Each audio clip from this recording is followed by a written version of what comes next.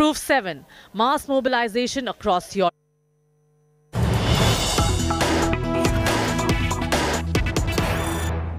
माननीय श्री अमित शाह जी,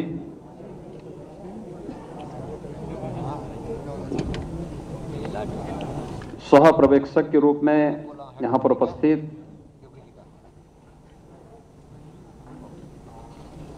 भारतीय जनता पार्टी के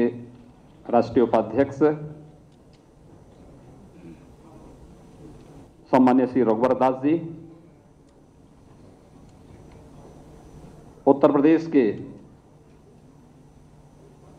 चुनाव के प्रभारी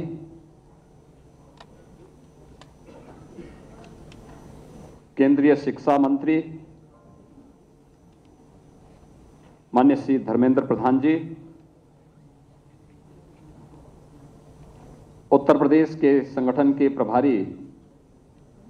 पूर्व केंद्रीय मंत्री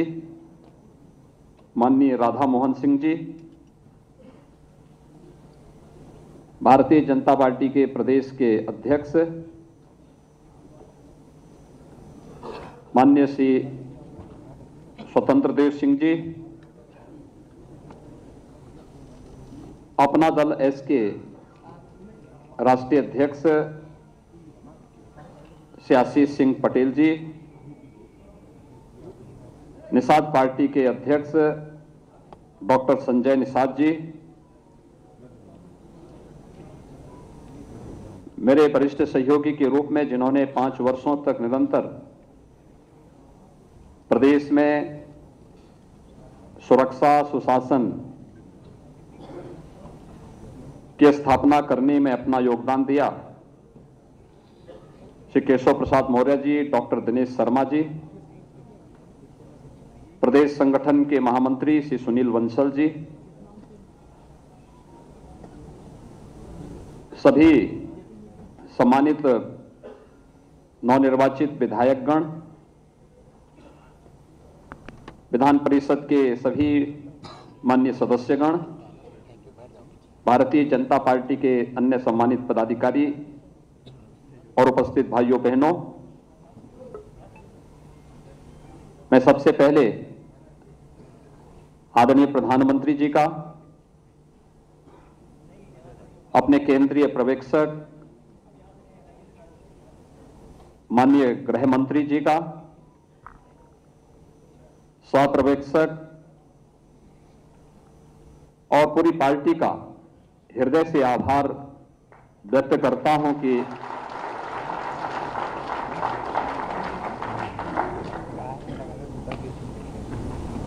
पांच वर्षों तक उत्तर प्रदेश जैसे राज्य में हम सबको सेवा का अवसर देने के बाद आदरणीय प्रधानमंत्री जी के नेतृत्व में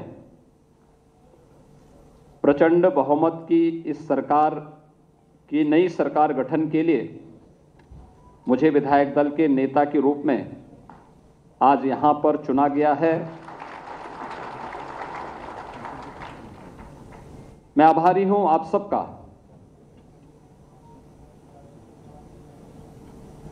इस प्रस्ताव का यहां पर जो प्रस्ताव प्रस्तुत किया माननीय श्री सुरेश खन्ना जी, हमारे वरिष्ठ सदस्य हैं और विधायक दल के वरिष्ठतम सदस्य हैं,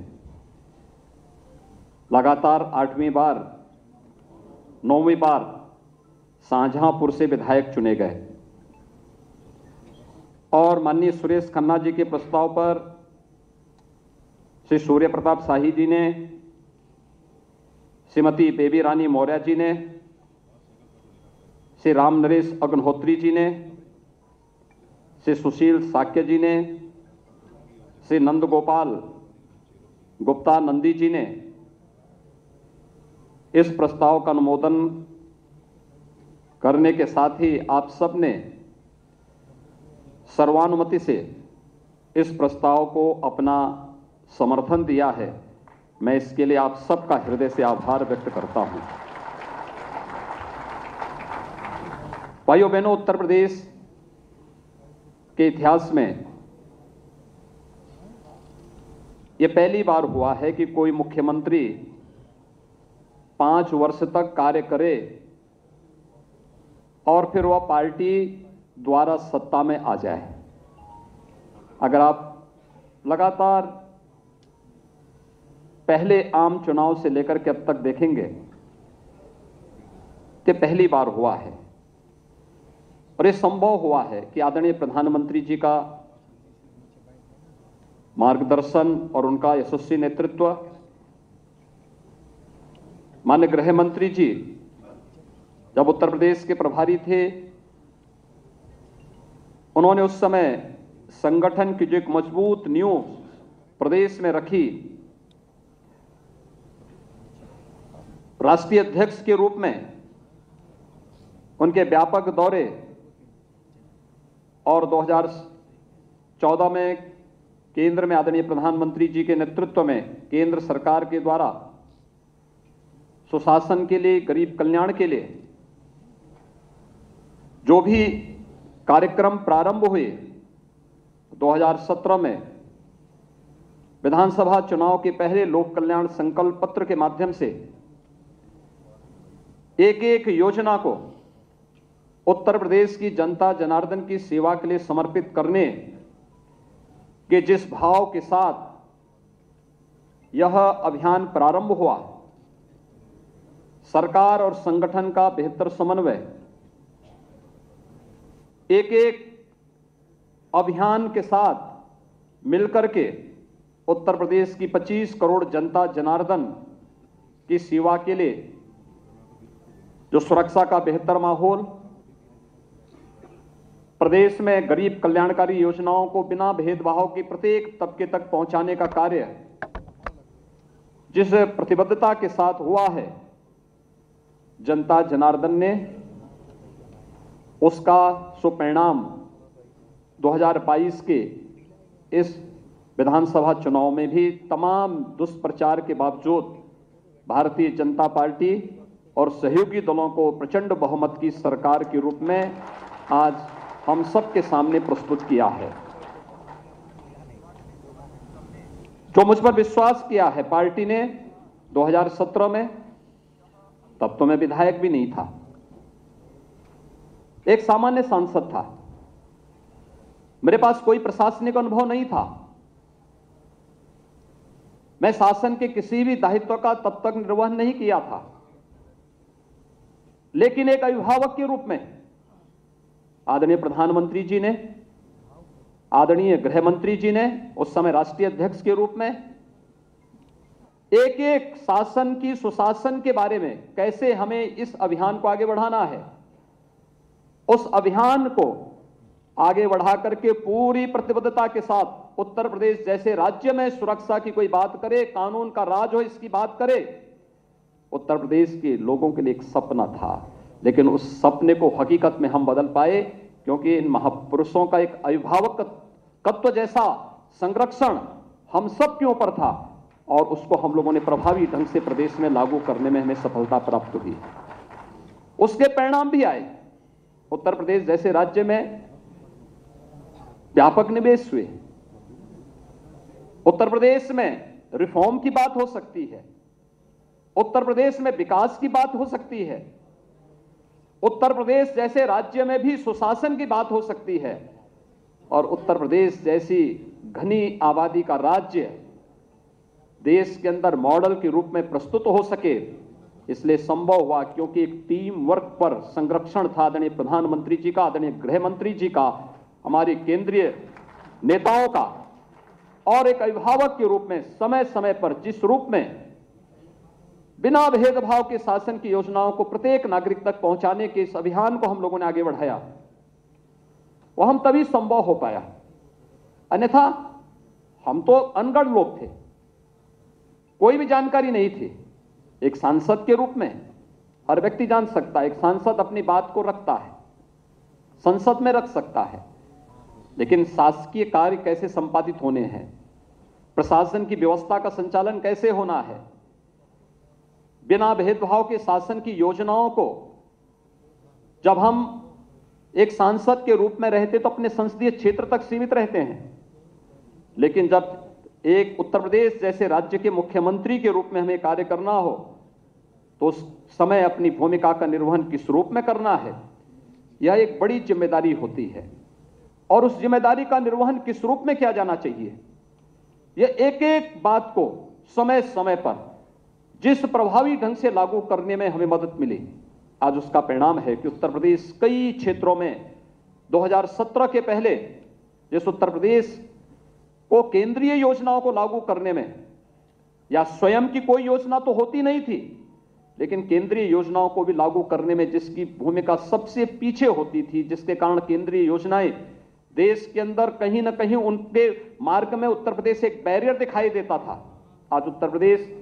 अग्रणी राज्य के रूप में है उन योजनाओं को लागू करने में। और इसका परिणाम है कि पूरे देश के अंदर न केवल केंद्रीय योजनाएं सफलतापूर्वक आगे बढ़ रही हैं, बल्कि उत्तर प्रदेश की जनता जनार्दन को इसका लाभ भी प्राप्त होता हुआ दिखाई दिया। लोगों को पहली बार लगा कि गरीब का घर भी बन सकता है, पहली बार लगा कि पैसा सीधे गरीब के खाते में जा सकता है, पहली बार लगा कि उत्तर प्रदेश जैसे राज्य में पर्व और त्योहार शांतिपूर्ण तरीके से मनाए जा सकते हैं, पहली बार लगा उत्तर प्रदेश दंगा मुक्त राज्य बन सकता है, और पहली बार लगा है कि एक गरीब को भी फ्री में उत्तर प्रदेश के अंदर राशन प्राप्त हो सकता है। कोरोना कालखंड में 15 करोड़ लोगों को महीने में 2 बार राशन मिलना, केंद्र शासन की ओर से भी और राज्य शासन की ओर से भी एक सपना था, क्योंकि यहां पर तो खाद्यान्न घोटाला हुआ करते थे। लेकिन आज प्रत्येक नागरिक को तकनीक का उपयोग करके, जिस तकनीक के लिए प्रधानमंत्री जी का बार बार जोर रहता था, आज उस गरीब को इस योजना का लाभ प्राप्त हुआ है। और हमने देखा इस पूरे चुनाव में सचमुच जनता भले ही प्रतिक्रिया व्यक्त न करती हो, लेकिन वक्त आने पर उसका जवाब जरूर देती है। और इस चुनाव में भारतीय जनता पार्टी को तमाम दुष्प्रचार के बाद विपक्ष और जितने भी ऐसे लोग थे देश और दुनिया में जो भारत की सुरक्षा, भारत की संप्रभुता या फिर भारत के हित के संवर्धन में सदैव आड़े बनते हैं, वे सब किसी न किसी रूप में इस चुनाव को प्रभावित करने की दृष्टि से उत्तर प्रदेश में हस्तक्षेप करने की मुद्रा में थे। लेकिन आदरणीय प्रधानमंत्री जी के प्रति अटूट विश्वास, सबका साथ, सबका विकास, सबका विश्वास और सबका प्रयास का जो ये मूल मंत्र है, इस मूल मंत्र ने अपना असर दिखाया और जनता जनार्दन ने कहा कि नहीं, हम अब वंशवाद की राजनीति में नहीं, हम अब जातिवाद और उन संकीर्ण राजनीतिक दायरों से ऊपर उठ करके राष्ट्रवाद, विकास और सुशासन के लिए अपना समर्थन देंगे। और जनता जनार्दन ने आपने देखा होगा गांव गांव में गरीब की झोपड़ी से लेकर के एक सामान्य इंसान, माताएं बहनें हो, बेटियां हो या युवा या अन्नदाता किसान, सबने भारतीय जनता पार्टी को मुक्त कंठ से, खुले हृदय से समर्थन देकर के सारे के सारे उन दुष्प्रचारों को दरकिनार करते हुए केवल और केवल एक विश्वास के साथ कि मोदी है तो मुमकिन है, और इस भाव के साथ जनता जनार्दन ने अपना समर्थन भारतीय जनता पार्टी और सहयोगी दल को दिया। और जिसका परिणाम है कि 2/3 से अधिक समर्थन लेकर के भारतीय जनता पार्टी एक बार फिर से अपने सहयोगी दल के साथ आज फिर से सरकार बनाने की ओर अग्रसर है। भाइयों बहनों, यह एक बड़ी जिम्मेदारी भी है। सत्ता प्राप्त करना एक प्रतिष्ठा का विषय नहीं, हम सब की परीक्षा के दौर से आगे बढ़ने के लिए भी हमें सतर्क रहने के लिए प्रेरित करता है। यह परीक्षा हम जनता जनार्दन की अदालत में कितने अपने आप को खरा उतार सकते हैं। योजनाओं का लाभ बेहतर समन्वय के माध्यम से और डबल इंजन की सरकार का जो प्रधानमंत्री जी का मंत्र था, उसको जनता ने खुले हृदय से अपना समर्थन किया है, खुले हृदय से उसको अंगीकार किया है। हर व्यक्ति इस बात को जानता है कि उत्तर प्रदेश जैसे राज्य में उन योजनाओं को हर एक तक पहुंचाना, तकनीक उसमें बहुत बड़ी भूमिका का निर्वहन किया। 80,000 राशन कोटी की दुकान में ई-पॉस मशीन का लग जाना, उन गरीबों तक राशन की सुविधा का लाभ प्राप्त हो जाना, जनधन अकाउंट में करोड़ों बैंक के खाते खुल जाना,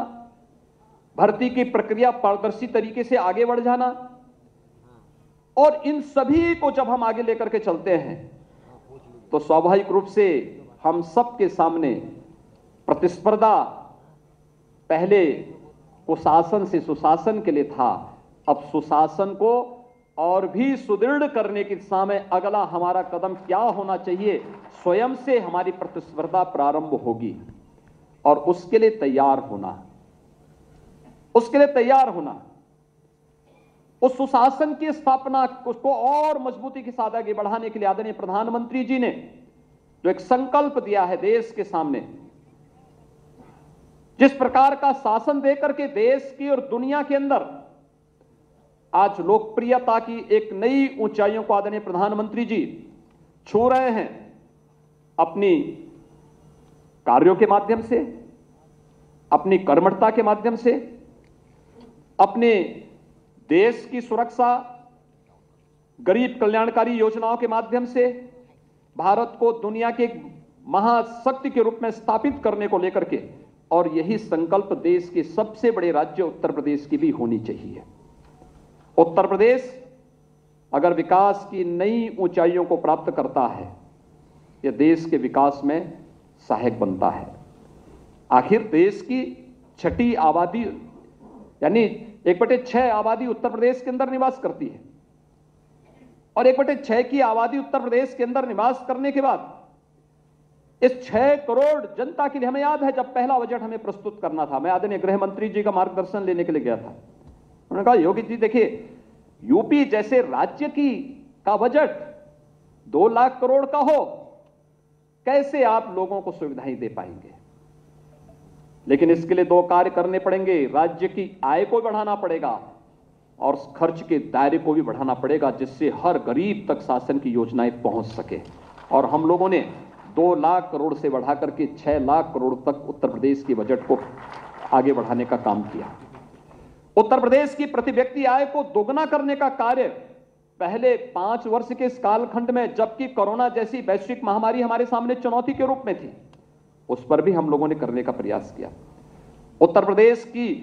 जीडीपी को बढ़ाया है, ये दोगुने से ज्यादा हुई है, लेकिन साथ साथ बहुत सारी चीजें हैं जिसको आगे बढ़ाने की आवश्यकता है। उत्तर प्रदेश के अंदर सुशासन की पहले कालखंड के इस कार्यक्रम को और मजबूती के साथ आगे बढ़ाने के लिए क्या कुछ होना है, लोक कल्याण संकल्प पत्र पार्टी ने चुनाव के ठीक पहले जारी किया है। और यही नहीं, युवाओं के लिए, अपनी माताओं बहनों के लिए, अन्नदाता किसानों के लिए, समाज के प्रत्येक तबके के लिए और उत्तर प्रदेश की जो पहचान है उस आस्था का सम्मान करने के लिए बहुत कुछ अभी हासिल करना बाकी है, जिसको और मजबूती के साथ आगे बढ़ाने की आवश्यकता है। उन आप जो अपेक्षाएं उत्तर प्रदेश की जनता जनार्दन की हैं, उन अपेक्षाओं पर, उन आकांक्षाओं की पूर्ति करने के लिए हम सबको प्राणपण से जुट करके काम करना होगा, मिलकर के कार्य करना होगा, एक टीम वर्क के रूप में काम करना होगा, मिलकर के एक सेवक के रूप में। एक देश के अंदर आदरणीय प्रधानमंत्री जी ने जो बात कही कि हमारी भूमिका एक सेवक की होनी चाहिए। हम शासन में आते हैं, मालिक बनने की भूल कभी न करें, एक सेवक के रूप में। बहुत है, हम उस व्यवस्था के कस्टोडियन के रूप में हमारी भूमिका होनी चाहिए। पार्टी ने एक व्यवस्था दी, उस व्यवस्था के तहत हम उस कार्यक्रम को आगे बढ़ाएंगे। पार्टी की व्यवस्था होगी, उस व्यवस्था के तहत हम अपना योगदान देंगे और पूरी प्रतिबद्धता के साथ, पूरी ईमानदारी के साथ उसको आगे बढ़ाना, यह हमारा लक्ष्य होना चाहिए। उत्तर प्रदेश तमाम मामलों में आज अग्रणी राज्य के रूप में देश के अंदर उभर करके आया है। उत्तर प्रदेश को देश की नंबर 1 अर्थव्यवस्था के रूप में स्थापित करने के आदरणीय प्रधानमंत्री जी के उस संकल्प के साथ जुड़ने का समय हमारे सामने है, क्योंकि ये उत्तर प्रदेश के प्रत्येक नागरिक के जीवन में व्यापक परिवर्तन का कारक बनेगा और ये संभव है। मैं बार बार कहता हूं, उत्तर प्रदेश तो प्रकृति और परमात्मा का प्रदेश है, सब कुछ यहां पर है और आज हम सबका सौभाग्य है कि दुनिया के सबसे लोकप्रिय नेता, देश के यशस्वी प्रधानमंत्री जी का मार्गदर्शन और नेतृत्व हम सबके पास है। वो उत्तर प्रदेश के काशी से स्वयं देश का प्रतिनिधित्व करते हैं और उनका मार्गदर्शन निरंतर उत्तर प्रदेश को प्राप्त होता है, संरक्षण प्राप्त होता है। उत्तर प्रदेश को कैसे अग्रणी राज्य के रूप में स्थापित किया जाए, इसके लिए प्राप्त होता है और ये हम सबका सौभाग्य है कि हम इस प्रक्रिया के साथ, सेवा के इस मिशन के साथ जुड़ करके अपने को सौभाग्यशाली मानते हैं। और आज एक बार फिर से मुझे जब पार्टी ने अवसर दिया है, मैं यहां पर केंद्रीय पर्यवेक्षक के रूप में माननीय गृह मंत्री जी का, सह पर्यवेक्षक के रूप में राष्ट्रीय उपाध्यक्ष और झारखंड के पूर्व मुख्यमंत्री माननीय श्री रघुवर दास जी का हृदय से इस प्रक्रिया को आगे बढ़ाने के लिए और सर्वानुमति से इस राय को यहां पर व्यक्त करने में जो योगदान हमारे नेताओं का यहां पर प्राप्त हुआ है, इनके लिए प्रति हृदय से आभार व्यक्त करता हूं। मैं पार्टी संगठन का चुनाव के दौरान चुनाव के प्रभारी के रूप में माननीय श्री धर्मेंद्र प्रधान जी, संगठन के प्रभारी के रूप में माननीय श्री राधा मोहन सिंह जी, प्रदेश अध्यक्ष के रूप में श्री स्वतंत्र देव सिंह जी, प्रदेश संगठन महामंत्री के रूप में प्रदेश के अंदर सभी कार्यकर्ताओं का संयोजन करके इस पूरी प्रक्रिया को एक टीम भाव के साथ आगे बढ़ाने में जो योगदान श्री सुनील बंसल जी ने और उनकी पूरी टीम ने दिया है, मैं इन सब का हृदय से अभिनंदन करता हूं। मेरे दोनों सहयोगी श्री केशव प्रसाद मौर्य जी, डॉक्टर दिनेश शर्मा जी, श्री सुरेश खन्ना जी और इस पूरी टीम ने, मेरे मंत्रिमंडल के जितने सहयोगी थे, जिन लोगों ने पूरी ईमानदारी के साथ, पूरी प्रतिबद्धता के साथ इस अभियान को आगे बढ़ाने में अपना योगदान दिया। संगठन के केंद्रीय मंत्रीगण थे, केंद्रीय पदाधिकारी थे, देश के अंदर प्रवासी कार्यकर्ता थे, विस्तारक थे, उन सब का भी मैं हृदय से इस अवसर पर आभार व्यक्त करता हूं। आज मुझे फिर से जिम्मेदारी पार्टी ने दी है और मैं इसको पूरी मजबूती, मैं इस बात का एक बार फिर से वचन देता हूं कि पार्टी ने जो मुझ पर विश्वास किया है, हम लोग कभी भी बिना डिगे, बिना झुके, बिना थके और बिना डिगे आदरणीय प्रधानमंत्री जी के विजन के अनुरूप उत्तर प्रदेश की 25 करोड़ जनता को जनार्दन मान करके उनकी सेवा के लिए पूरी ईमानदारी के साथ, पूरी तत्परता के साथ, पूरी प्रतिबद्धता के साथ हम जनता जनार्दन की सेवा के लिए अपने आप को समर्पित भाव के साथ कार्य करेंगे। और पूरा विधायक दल, भारतीय जनता पार्टी और सहयोगी दल, हमारा पूरा विधायक दल इस पूरे अभियान का साक्षी बने और इस अभियान के साथ एक टीम के रूप में काम करता हुआ दिखाई दे, उसके बेहतर परिणाम और भी अच्छे ढंग से आ सकते हैं। कोरोना कालखंड में चुनाव संपन्न हुआ है, एक बड़ी चुनौती थी और फ्री में वैक्सीनेशन के कार्यक्रम को जिस रूप में उत्तर प्रदेश ने प्राप्त किया है, हम इसके लिए आदरणीय प्रधानमंत्री जी के आभारी हैं। देश के अंदर 175 करोड़ वैक्सीन की डोजेस लगी हैं और उत्तर प्रदेश में अब तक लगभग 29 करोड़ 70 लाख वैक्सीन की डोजेज अब तक उत्तर प्रदेश के अंदर प्राप्त हुई हैं। थर्ड वेव पूरी तरह समाप्त हो चुका है, लेकिन हमें फिर भी सतर्क रहना होगा। कोरोना कालखंड में इस सदी की सबसे बड़ी महामारी के दौरान जो उत्साह आप सबके प्रति, पार्टी के इस पूरे अभियान के प्रति जनता जनार्दन ने व्यक्त किया है, मैं उत्तर प्रदेश की जनता जनार्दन का इसके प्रति हृदय से अभिनंदन करता हूं, हृदय से आभार व्यक्त करता हूं कि उन्होंने चुनाव प्रचार में और पूरी प्रक्रिया के साथ, पूरी मजबूती के साथ भाग लेकर के इस पूरे अभियान को आगे बढ़ाया है। अपने दोनों सहयोगी दल, अपना दल और निषाद पार्टी, अपने इन दोनों नेताओं का, इनसे जुड़े हुए सभी पदाधिकारी और कार्यकर्ताओं का भी हृदय से मैं धन्यवाद करता हूं, जिन लोगों ने इस पूरी प्रक्रिया के साथ भारतीय जनता पार्टी के साथ कदम से कदम मिलाकर के चुनाव जिताने में अपना योगदान किया है। मैं एक बार फिर से भारतीय जनता पार्टी, विधायक दल और हमारे सहयोगी दल ने जो आज फिर से मुझे ये जिम्मेदारी दी है, मैं पूरी ईमानदारी के साथ, पूरी प्रतिबद्धता के साथ इस दायित्व के निर्वहन करने के लिए आपके साथ मिलकर के कार्य करने का पूरा प्रयास करूंगा। आपका एक बार फिर से मैं आदरणीय गृह मंत्री जी का,